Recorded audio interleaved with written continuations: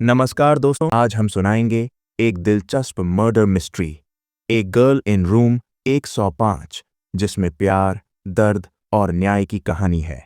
जुड़िए हमारे साथ और जानिए केशव और जारा की ये दिलचस्प दास्तान। तो चलिए फिर शुरू करते हैं। कहानी की शुरुआत होती है केशव रजपुरोहित से। राजस्थान के एक पारंपरिक ब्राह्मण परिवार से आता है। उसके पिता एक आरएसएस कार्यकर्ता हैं, जो केशव की नौकरी और जीवन शैली से खुश नहीं हैं। वे चाहते हैं कि केशव एक सिविल सर्वेंट बने और उनकी इज्जत बनाए रखे, लेकिन केशव अपनी जिंदगी से निराश है। आईआईटी से पढ़ाई करने के बाद भी वह केवल एक कोचिंग सेंटर में पढ़ा रहा है, क्योंकि उसे अपने डिग्री के हिसाब से नौकरी नहीं मिली। उसकी जिंदगी में एकमात्र खुशी थी जारा, जिससे वह बेइंतहा प्यार करता था। लेकिन जारा के बिछड़ने के बाद वह टूट चुका है।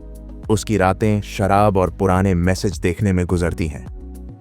केशव का सबसे अच्छा दोस्त सुंदर साहू उसका सहकर्मी और रूममेट है।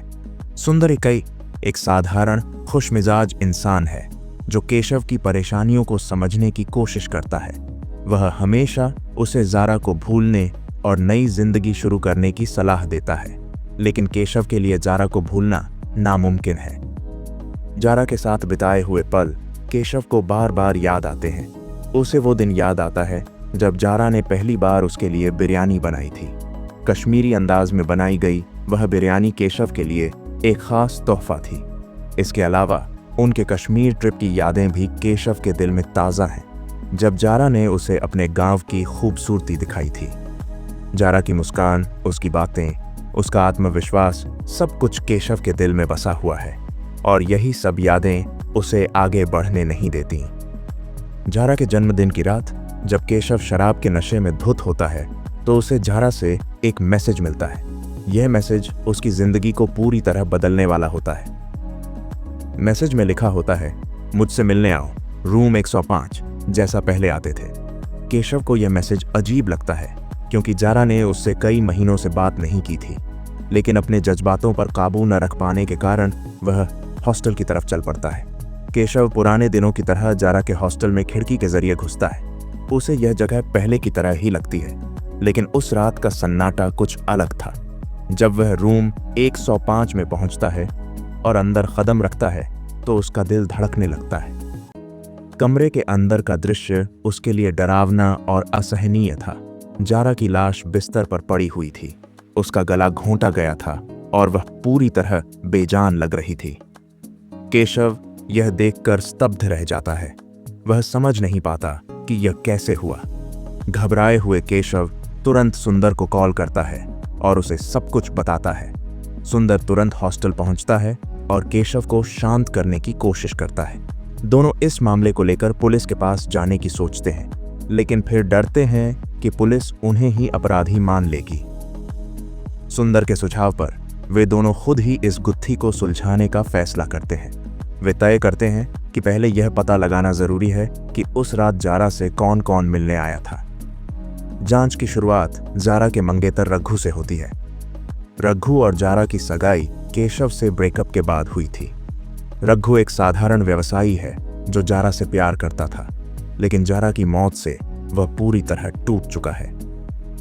रघु से बातचीत के बाद केशव को लगता है कि रघु जारा से उसकी पिछली जिंदगी के कारण नाराज था, लेकिन रघु यह साबित कर देता है कि वह उस रात शहर में नहीं था। रघु से कोई खास सुराग न मिलने के बाद केशव और सुंदर जारा के कमरे की तलाशी लेते हैं। उन्हें वहां जारा की एक निजी डायरी मिलती है। इस डायरी में जारा ने अपनी जिंदगी के कई राज लिखे थे। डायरी में जारा ने अपने परिवार, अपने डर और अपने सपनों के बारे में लिखा था। साथ ही उसने यह भी लिखा था कि उसे किसी से धमकियां मिल रही थीं। यह डायरी जांच को एक नया मोड़ देती है। जारा की डायरी के हर पन्ने में उसकी भावनाओं, सपनों और डर का अक्स झलकता है। एक पन्ने पर लिखा था, कभी कभी मुझे लगता है कि मैं इस दुनिया में फिट नहीं बैठती। हर कोई चाहता है कि मैं वही करूं जो वे चाहते हैं, लेकिन मेरे अपने सपने हैं। मैं उस बंदिशों वाले माहौल में वापस नहीं जा सकती। डायरी में सबसे चौंकाने वाली बात वह पन्ना था जिसमें जारा ने लिखा था कि कोई उसे ब्लैकमेल कर रहा था। उसने लिखा, मैं उससे पीछा छुड़ाना चाहती हूँ, लेकिन वह मुझे धमकी दे रहा है। उसने कहा है कि अगर मैंने उसकी बात नहीं मानी तो वह सब कुछ खत्म कर देगा। और यह पढ़कर केशव और सुंदर को यकीन हो गया कि जारा की मौत का कनेक्शन इस ब्लैकमेलर से है।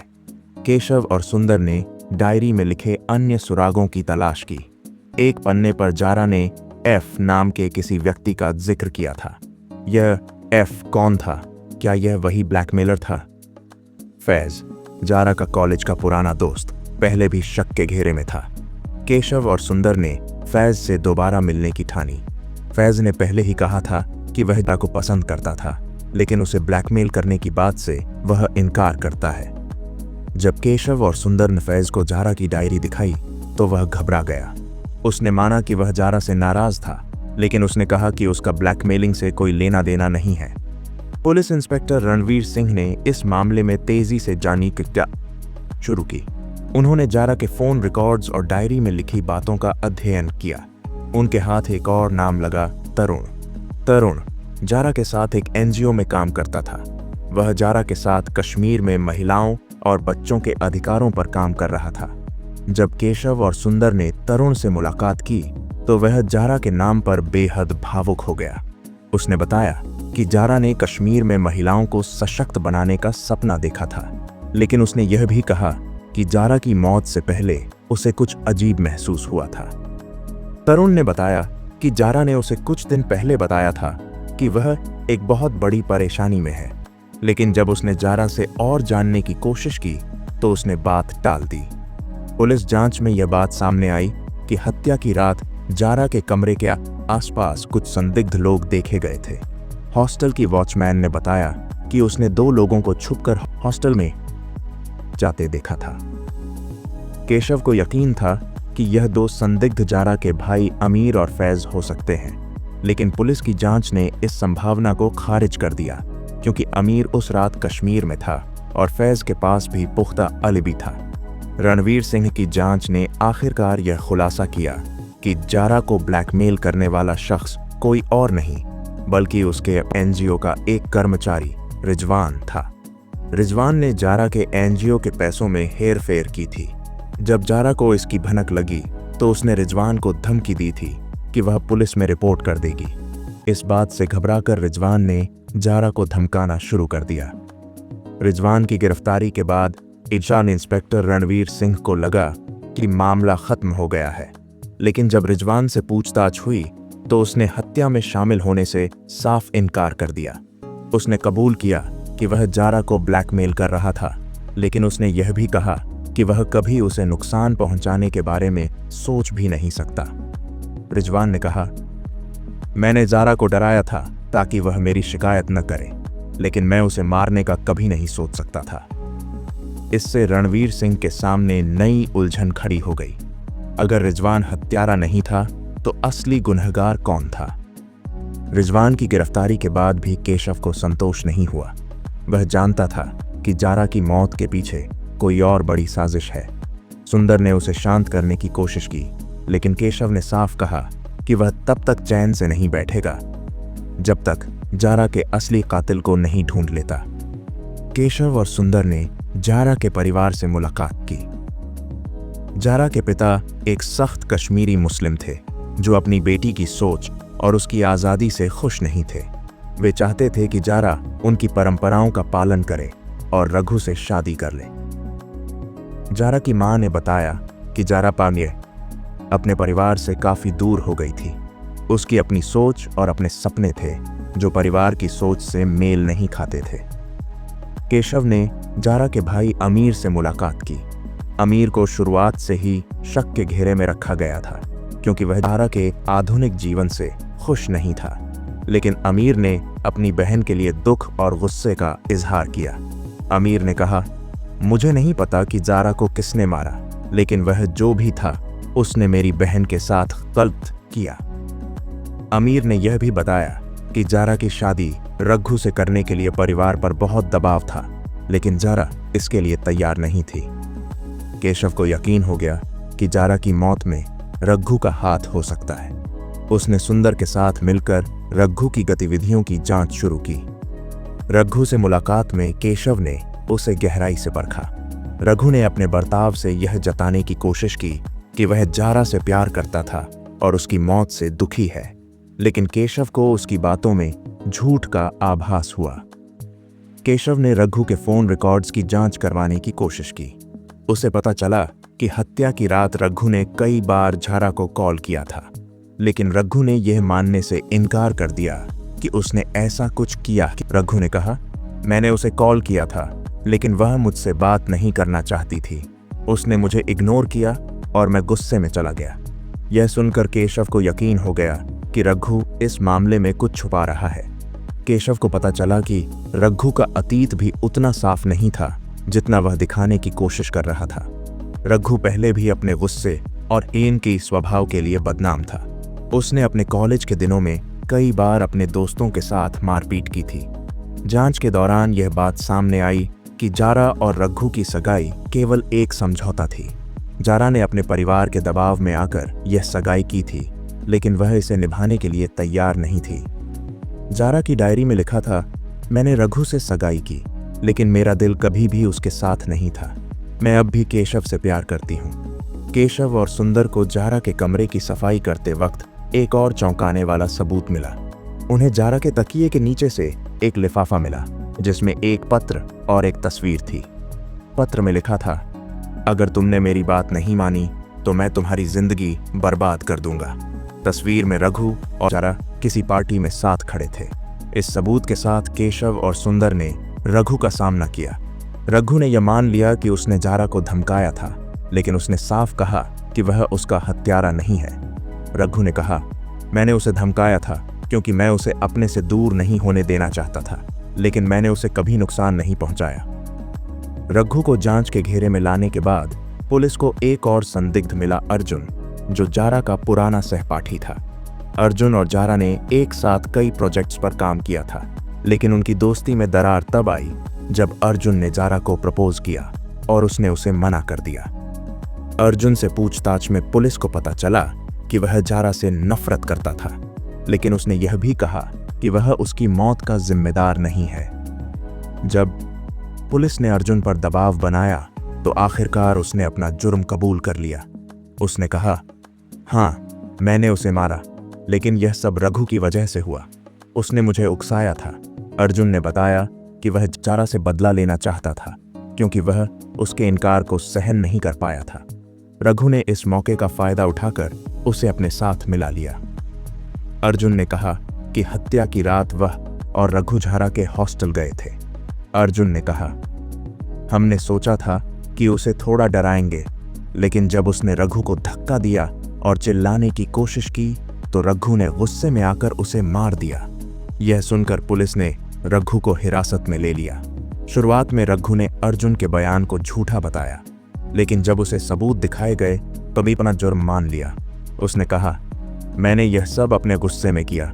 मैं चाहता था कि जारा मेरी हो, लेकिन उसने मुझे कभी प्यार नहीं किया। केशव के लिए यह सब जानना बेहद मुश्किल था। जारा की मौत का रहस्य तो सुलझ गया था, लेकिन उसकी जिंदगी में एक खालीपन रह गया था। सुंदर ने कहा, केशव, तुम्हें अब आगे बढ़ना होगा।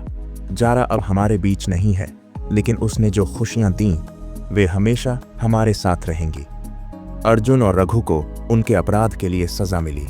केशव ने यह सुनिश्चित किया कि जारा को इंसाफ मिले। अर्जुन और रघु के खिलाफ अदालत में केस दर्ज हुआ। केशव ने अपनी तरफ से हर संभव कोशिश की कि दोनों को उनके किए की सजा मिले। उसने अदालत में वह सारे सबूत पेश किए जो उसने सुंदर के साथ मिलकर जुटाए थे। अदालत ने जब फैसला सुनाया तो रघु और अर्जुन को उम्र कैद की सजा दी गई। इस फैसले के बाद केशव ने थोड़ी राहत महसूस की।